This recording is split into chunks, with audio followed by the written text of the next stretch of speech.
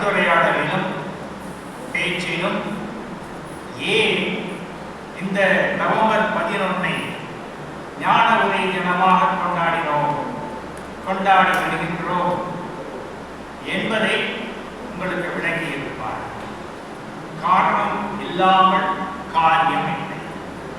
ஞானம் உதயமாவதற்கு காரணமான இந்த நாளை நவம்பர் 11 ஞான உதய தினம் என்று பெயரிட்டது மகாணவர்கள்.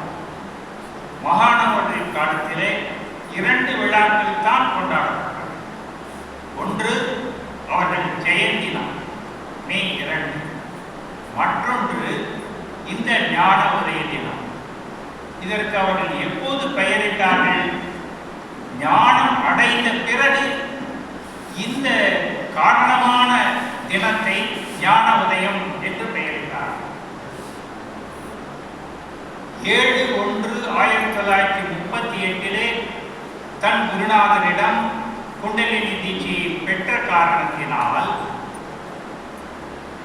எந்த கடவுளை காண வேண்டும் என்ற ஏக்கத்தோடு பாடுபட்டார்களோ அந்த கடவுளாகவே தான் இருப்பதை அறிந்து கொண்ட அந்த ஞானம் அடைந்த தினத்தை கூட அவர்கள் ஞான உதய தினம் என்று பெயரிடவில்லை. அதற்கு காரணமான தினத்தை தான் ஞான உதய தினம் என்று அவர்களே பெயரிட்டு கொண்டாடினார்கள். 7/1/1938 அவர்கள் தீட்சை பெற்றது எனக்கு சிறப்பாக தெரியவில்லை என்று அவர்களே கூறியிருக்கின்றார்.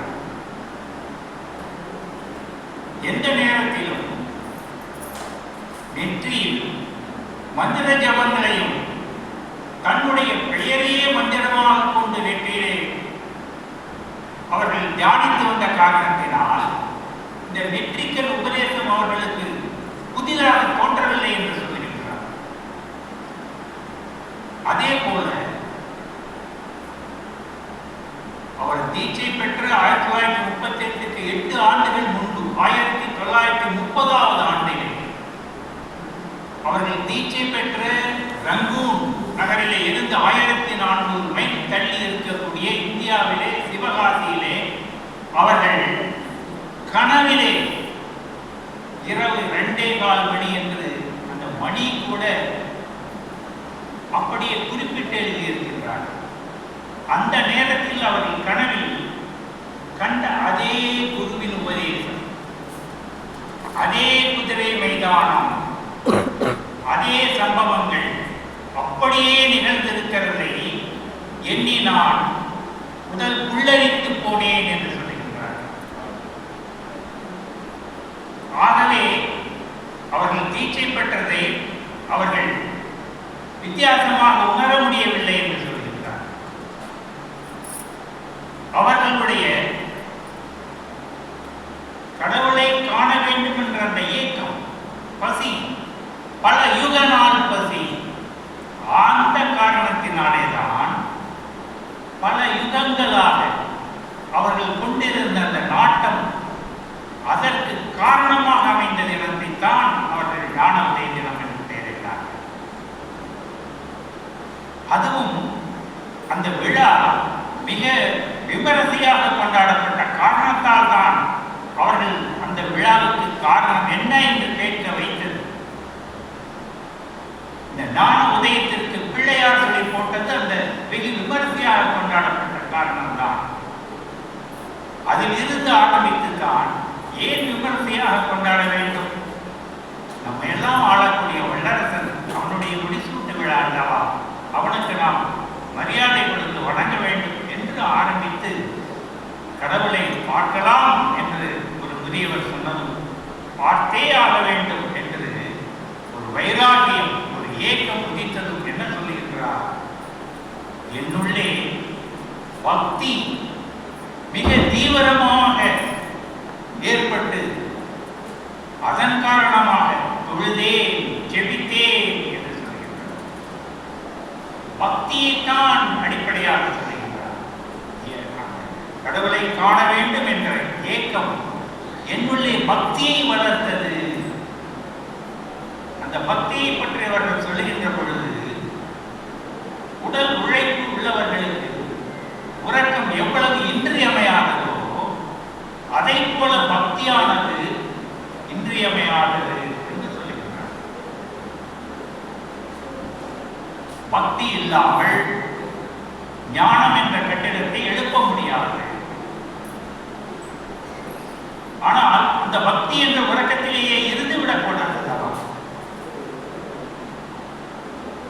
அந்த பக்தியில் இருந்து எழுந்து கொள்ளுங்கள் என்று அந்த பக்தியை அதனுடைய முக்கியத்துவத்தை நமக்கு உணர்த்தி இருக்கின்றார்.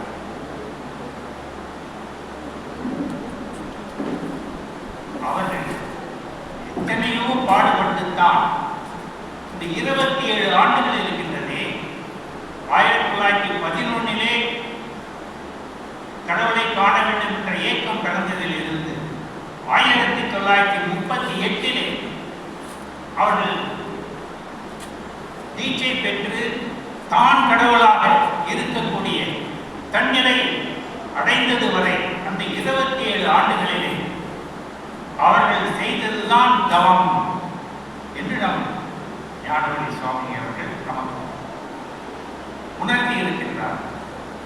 எந்த செயலை செய்தால் ஒரே நோக்கத்தோடு கடவுளை காண வேண்டும் என்ற நோக்கத்தோடு செயல்பட்ட காரணத்தினாலே அதை தவம் என்று குறிப்பிடுகிறார்.